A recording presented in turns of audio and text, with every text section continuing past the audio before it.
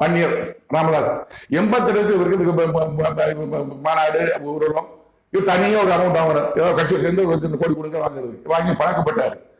ஒவ்வொரு எலெக்ஷன்ல இவங்க அறுவடை பண்றது, அப்பா அம்மா அறுவடை பண்றது. இப்ப மகன் தனியாக அறுவடை பண்ணிட்டாரு, அப்பா அறுவடை பண்றாங்க. உங்க மக்கள் ஏதாவது செஞ்சிருக்கீங்களா? உங்க வன்னியருக்கு ஏதாவது ஒரு தனி இலவச கல்லூரி ஆரம்பிச்சிருக்கீங்களா? இலவச கோச்சிங் ஆரம்பிச்சிருக்கீங்களா? இலவச கல்வி கூடம், இலவச வேலை பாலுவோ ஏதாவது செஞ்சிருக்கீங்க? நன்மை செஞ்சிருக்கீங்களா? ஏதாவது கல்யாணம் கட்டி கொடுத்துருக்கீங்களா? ஏதாவது ஒரு சந்தாக்குளம் கட்டி கொடுத்துருக்கீங்களா? இல்ல. அதை அவர் பற்றி கட்ட போட்டிருக்கேன். திருமாவளவர்கள் அவர் என்ன செய்யறேன்னு காலத்துக்கு அதை பற்றி போட்டிருக்கேன். நான் எடப்பாடி பழனிசாமி அவர்கள் ஆட்சி செய்தாரு, கடவுளா ஒரு பேசினாரு. 2001 ஆட்சியை முடிவு கொண்டு வந்தாரு.